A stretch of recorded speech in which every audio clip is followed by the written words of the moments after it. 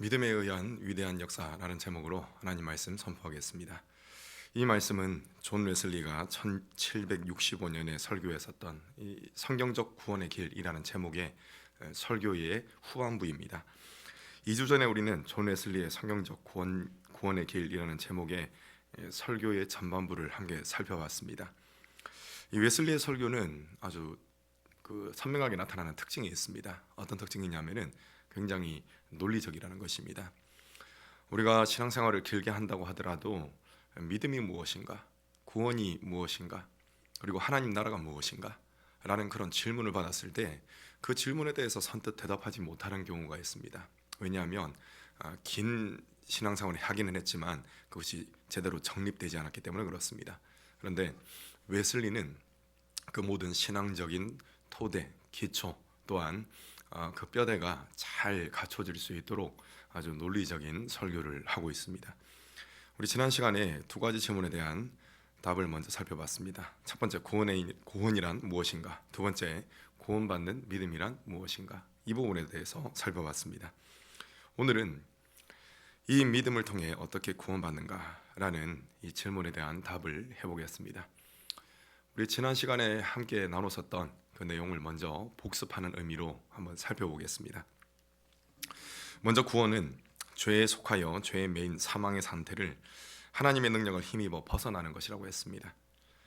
예수 그리스도의 온전한 순종과 그리스도의 보혈을 힘입어 주님의 의를 전가받아 죄의 문제를 해결받고 또 나아가서 하나님의 사랑으로 충만해진 상태가 바로 무엇이냐? 그것이 바로 구원받은 상태라는 것입니다.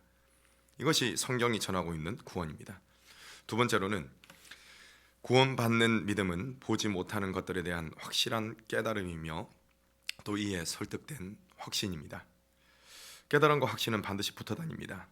하나님께서 예수 그리스도의 복음을 통해 인간 영혼의 눈을 열어주시고 빛을 비춰주시기 때문에 하나님이 나의 아버지가 되시는구나 라는 사실이 깨달아지는 것입니다. 내가 능동적으로 깨닫는 것이 아니라 성령께서 깨달아지도록 만들어 주시는 것입니다.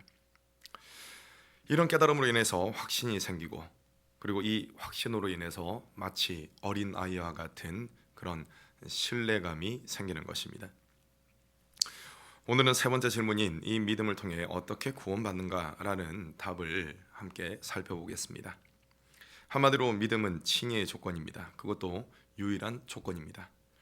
믿지 않고 칭의를 받을 수 있는 자는 아무도 없습니다. 믿음만으로 칭의받기에 충분한 것입니다. 믿는 자는 누구나 다 그가 그 외에 무엇을 가지고 있든지 없든지에 관계없이 칭의를 받게 됩니다. 믿음만 있으면 됩니다.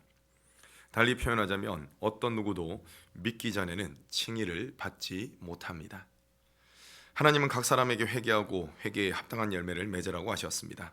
악을 행하는 것을 중단하고 또 선을 행하기를 배우라고 하시는 것입니다. 이사야서 말씀 함께 읽습니다. 너희는 스스로 씻으며 스스로 깨끗하게 하여 내 목전에서 너희 악한 행실을 버리며 행악을 그치고 선행을 배우며 정의를 구하며 학대받는 자를 도와주며 고아를 위하여 신원하며 과부를 위하여 변호하라 하셨느니라. 아멘. 이처럼 하나님께서는 어떤 일을 행해야 된다라는 것, 그것을 분명히 알려주셨습니다. 만약 회개하는 것 그리고 회개에 합당한 열매를 맺는 것 가운데 어느 것 하나라도 무시한다면 칭의받는 것 기대할 수가 없습니다. 왜냐하면 하나님의 뜻을 의도적으로 무시했기 때문에 그렇습니다. 회개에 합당한 열매 이 두 가지 모두는 어떤 의미에서는 칭의받는 것에 있어서 필수적입니다. 그러나 이 둘은 믿음과 같은 의미, 믿음과 같은 수준에서 필수적인 것은 아닙니다. 우선 회개와 회개의 열매는 믿음과 같은 정도로 필수적인 것이 아닙니다. 왜냐하면 회개에 합당한 열매의 경우에 이를 맺을 수 있는 시간과 기회가 있어야 하기 때문에 그렇습니다. 만약에 그것이 허락되지 않는다면 필수적이지 않는 것입니다. 그렇기 때문에 이와 같은 이유로 조건적으로 필수적이다. 또 회개와 회개의 열매는 믿음과 같은 정도로 필수적인 것은 아니다. 이렇게 말할 수가 있는 것입니다. 예수님 옆에 십자가 달렸던 한 강도가 좋은 예가 될 것입니다. 그는 분명 믿음을 받았습니다. 하지만 그에게는 회개의 열매를 맺을 수 있는 시간이 기회가 주어지지 않았습니다. 이해를 위해 극단적인 설명을 하자면 어떤 사람이 회개를 많이 하고 회개에 합당한 열매를 아무리 많이 맺었다 하더라도 그가 믿기 전에는 칭의를 받을 수가 없습니다. 그가 믿는 순간에 회개의 열매가 있든지 없든지 관계없이, 심지어 회개가 많든지 적든지 관계없이 그는 칭의를 받습니다. 회개와 회개에 합당한 열매는 믿음과 같은 의미로 필수적이지 않습니다. 회개와 회개에 합당한 열매는 단지 우회적으로 또 간접적으로 필수적인 것입니다. 이는 회개와 회개에 합당한 열매가 믿음을 받기 위한 과정이 있다는 것이지 믿음만큼 필수적인 것은 아니라는 것, 그것을 확실히 보여줍니다. 반면에 믿음은 칭의를 받기 위해 즉각적이고도 직접적으로 필수적입니다. 그렇기 때문에 믿음이 칭의의 유일한 조건이 되는 것입니다. 이제 성화에 대해서 살펴보겠습니다. 무엇으로 성화가 이루어지겠습니까? 많은 사람들은 이 행위들로서 성화를 이룬다, 이렇게 주장을 합니다. 여러분, 그렇지 않습니다. 믿음으로 칭의되는 것과 마찬가지로 믿음에 의해서 성화가 되는 것입니다. 믿음이 칭의의 조건이요 유일한 조건인 것과 마찬가지로 믿음이 성화의 조건이요 유일한 조건인 것입니다. 첫째로 믿음이 성화의 조건입니다. 즉 누구도 믿지 않고 성화될 수가 없습니다. 믿음이 성화의 유일한 조건입니다. 즉 믿음만이 유일하게 성화되기를 위해 충분하며 누구나 믿을 때 성화됩니다. 칭의 받기 전에 회개가 있는 것처럼 칭의 이후에 따라오는 회개가 있습니다. 십자가상에서 칭의를 받은 강도와 같이 특수한 경우를 제외하고는 이러한 회개를 경험하게 되어 있습니다. 만약 누군가 하나님이 명하신 선한 행위들을 의도적으로 무시한다면 그는 은혜 안에서 자랄 수가 없으며 또 사랑에 있어서 완전해지는 것, 기대할 수가 없는 것입니다. 간단하게 말하자면 성화될 수가 없습니다. 하나님이 명하신 선한 행위들에 대해 열심을 내는 것은 칭의받는 모든 사람들의 의무입니다.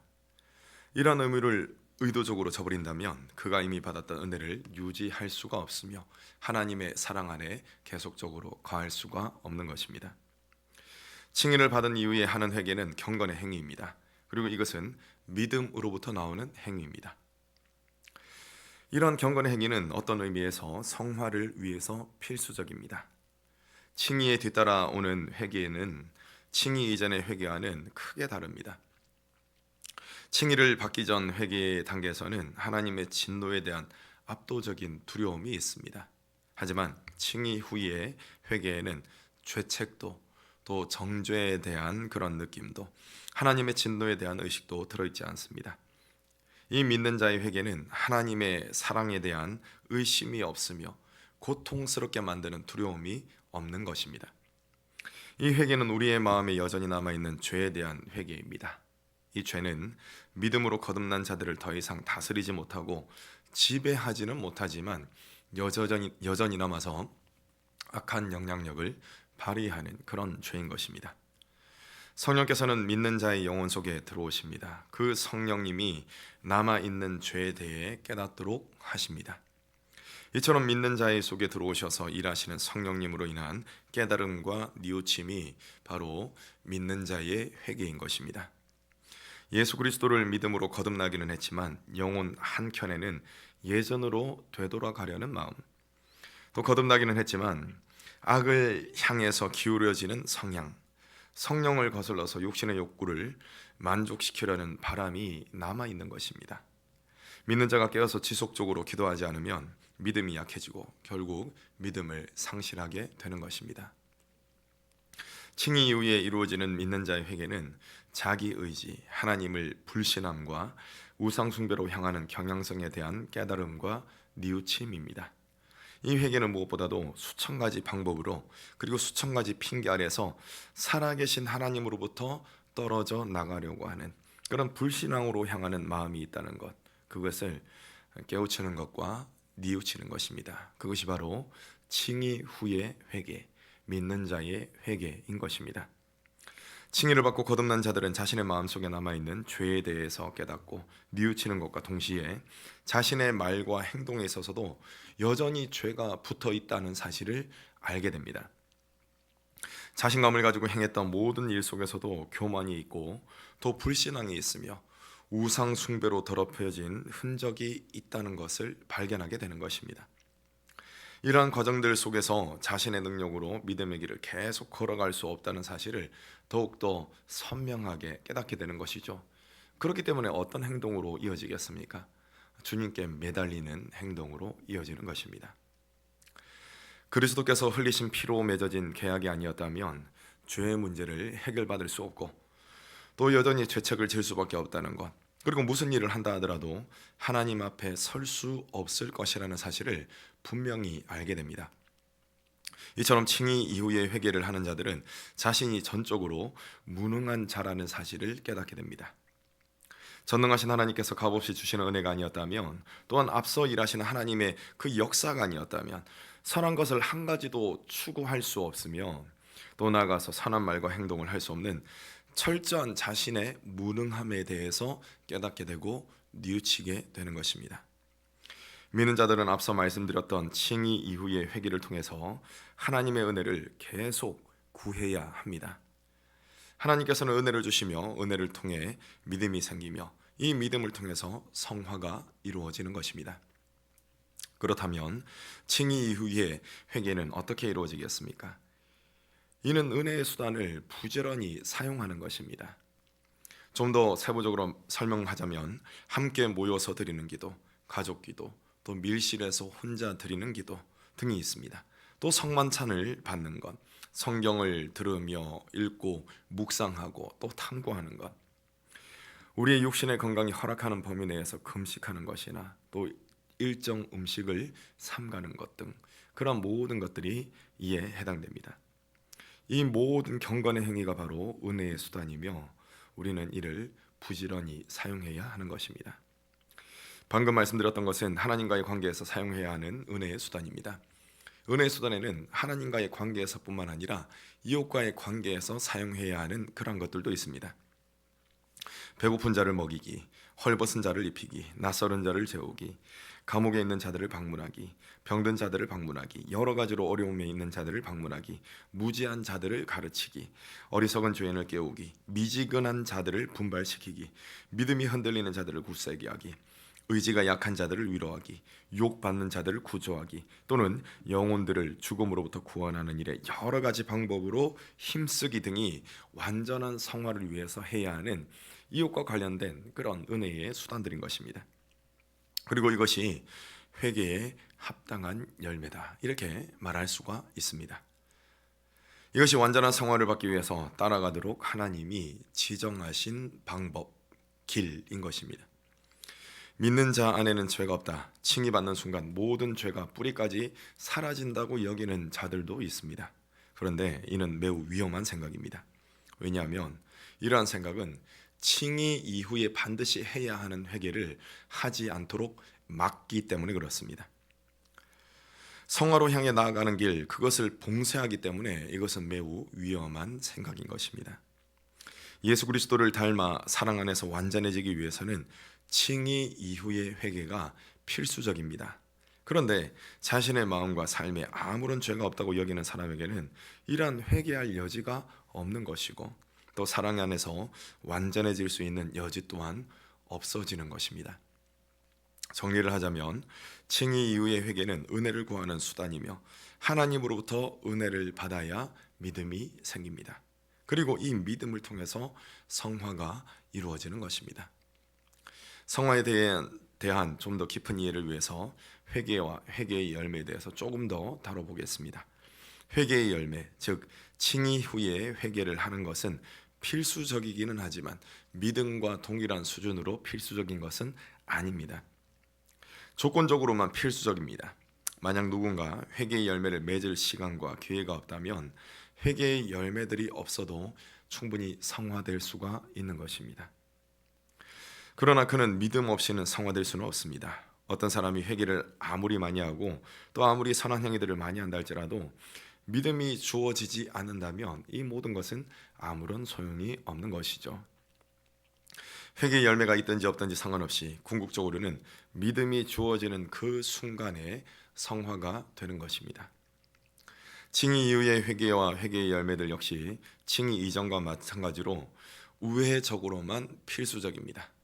믿음이 지속되고 증가되도록 하기 위한 도구로서 필수적인 것이지 믿음처럼 직접적으로 필수적인 것은 아니라는 것입니다. 지금까지 칭의 받는 것과 성화되는 것에 있어서 믿음이 즉각적이며 필수적이라는 것, 유일한 조건이 된다라는 사실을 살펴봤습니다. 그렇다면 죄로부터 구원받고 사랑에 있어서 완전하게 되는 그 믿음이 어떤 것인지를 살펴보겠습니다.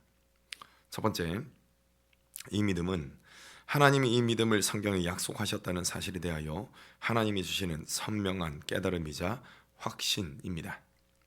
우리가 이 사실에 대해 철저히 설득되기 전에는 한 걸음도 앞으로 나아갈 수가 없습니다. 하나님이 주시는 선명한 깨달음과 확신을 자명성이라고 합니다. 신명기에서는 이 자명성을 마음의 할례라고 선포하고 있습니다. 신명기 30장 6절입니다. 내 하나님 여호와께서 내 마음과 내 자손의 마음에 할례를 베푸사 너로 마음을 다하며 뜻을 다하여 내 하나님 여호와를 사랑하게 하사 너로 생명을 얻게 하실 것이며. 아멘. 분명히 선포하고 있습니다. 마음의 할례라고 말입니다. 여호와 하나님께서는 마음의 할례를 베푸심으로써 영혼 가운데 깨달음과 확신이 생기게 만들어 주시고 또 이를 통해서 하나님의 사랑이 그 사람의 영혼을 온전히 그 사람의 마음 전체를 장악하도록 만들어 주시는 것입니다. 이러한 상태에 들어갔을 때 그는 죄를 범할 여지가 없어지는 것입니다. 두 번째, 이 믿음은 하나님은 자신이 약속하신 것을 행하여 이를 이룰 수 있는 능력이 있다는 사실에 대하여 하나님이 주시는 선명한 깨달음이자 확신입니다. 더러운 것에서 깨끗한 것을 이끌어내는 것, 마음을 모든 죄로부터 정하는 것, 마음을 온전히 거룩함으로 채우는 것, 이것은 사람으로는 불가능합니다. 이 사실을 인정한다 할지라도 하나님께는 모든 것이 가능하다라는 것이 깨달아지면 불가능의 벽을 뛰어넘을 수가 있는 것입니다. 태초에 빛이 있으라 하나님께서 말씀하셨을 때 빛이 생겨났듯이 하나님이 말씀하시면 모든 것이 이루어지는 것입니다. 세 번째, 이 믿음은 하나님은 이것을 지금 행하실 수 있으며 지금 행하기를 원하신다는 사실에 대하여 하나님이 주시는 선명한 깨달음이자 확신입니다. 하나님에게 있어서 시간이 더 필요한 일이란 있을 수가 없습니다. 그렇기 때문에 지금이 구원의 날이다, 지금이 은혜 받을 그때다 라고 말할 수가 있는 것입니다. 고린도후서 6장입니다. 이르시되 내가 은혜 베풀 때에 너희에게 듣고 구원의 날에 너를 도왔다 하셨으니 보라 지금은 은혜 받을 만한 때요 보라 지금은 구원의 날이로다. 아멘. 하나님께서 그리스도와의 결혼잔치에 초청하시는 그 음성을 듣게 된다면 마음을 완악하게 만들지 말고 즉각 응해야 합니다. 우리 주님께서는 믿음대로 될지어다 라고 말씀하셨습니다. 주님의 말씀을 의지하여 말씀에 순종하면 주님과 사귐을 가지게 되고 예수 그리스도의 피가 모든 죄로부터 깨끗하게 하신다는 말씀의 능력을 실제 삶 가운데서 체험하게 되는 것입니다. 믿음으로 칭의받아 죄의 문제를 해결받고 나아가서 믿음으로 예수 그리스도를 닮는 성화를 이루는 것, 이것은 정말 놀라운 일입니다. 사람들은 대개 성화가 점진적으로 일어난다고 생각합니다. 하지만 그렇지 않습니다. 이러한 생각은 고정관념입니다. 고정관념. 왜냐하면 하나님의 능력을 제한하기 때문에 그렇습니다. 하나님께서는 전능하시기 때문에 원하신다면 순식간에 모든 것을 이루실 수가 있습니다. 그렇기 때문에 우리는 주님을 닮아가는 위대한 일이 일어나기를 매 순간 구하고 기대해야 하는 것입니다. 이때 예수 그리스도를 통해 새롭게 창조된 자로서 하나님이 기뻐하시는 선한 행위들, 하나님께서 하라고 명령하신 이 행위들을 힘써 행하면서 위대한 역사가 이루어지기를 기대하고 또 기다려야 한다는 것입니다. 위대한 역사가 믿음에 의해 이루어진다는 것을 믿으면 지금 올 곳으로 구하고 기대해야 합니다. 오직 믿음으로 구해야 합니다. 만약 행위로서 구한다면 성화되기 전에 무엇인가를 행하기를 원합니다. 내가 먼저 이렇게 되지 않으면 안 된다거나 저렇게 행하지 않으면 안 된다라고 생각하면서 계속적으로 지체하게 되는 것입니다. 여러분, 이러한 생각에 사로잡혀 있다면 의심할 여지 없이 행위를 의지하고 있는 상태인 것입니다. 하나님의 위대한 역사를 믿음으로써 구한다면 현재 모습 그대로의 상태에서 지금 기대해도 되는 것입니다. 하나님의 위대한 역사를 믿음에 의하여 기대하고 이것을 현재 자신의 모습 그대로의 상태에서 기도하고 이것을 지금 기대해야 하는 것입니다. 칭의와 성화는 하나님이 하시는 위대한 일입니다. 이를 위해서 우리가 지불해야 할 값은 없습니다. 모든 것을 하나님이 지불하셨습니다. 그리스도가 죽으셨도다 하는 것 외에는 지불할 것이 아무것도 없고 자신을 변호할 만한 것으로 내놓을 것이 아무것도 없는 불쌍한 죄인으로서 하나님께 나아가서 구하고 또 기대해야 하는 것입니다. 그것을 현재 자신의 모습 그대로의 상태에서 구하고 기대한다면 지금 그것을 기대해야 한다는 것입니다. 여러분, 지체하거나 미뤄서는 안 됩니다. 그리스도는 준비하고 계십니다. 그분만이 필요한 모든 것이 되십니다. 지금 문 밖에 계신 그리스도를 의지하여 주님을 온 영혼으로 영접하시고 또 주님과 날마다 동행하는 삶을 살아가시는 저 여러분 되시기를 간절히 축원합니다. 아멘. 기도하겠습니다. 너무나 좋으신 하나님 감사드립니다. 오늘도 주님께서 이 말씀을 통하여서 귀한 은혜 베풀어 주심에 감사드립니다. 우리가 이 은혜를 잘 받아서 이 은혜에 힘입어 우리 영혼 가운데 믿음이 생기게 하여 주시고 또 믿음으로 우리의 실생활을 승리하게 하옵소서. 무엇보다 하나님께서 우리에게 큰 은혜를 베풀어 주실 것을 약속을 하셨습니다. 그것을 현재 모습, 우리의 모습 그대로 구하게 하시고 지금 구해서 받아 누리는 우리 모든 믿음의 가족들 되도록 하나님 인도하여 주시옵소서. 우리 주님께서 함께하여 주심을 믿고 감사드리며 귀하신 예수님 이름으로 기도드리옵나이다. 아멘.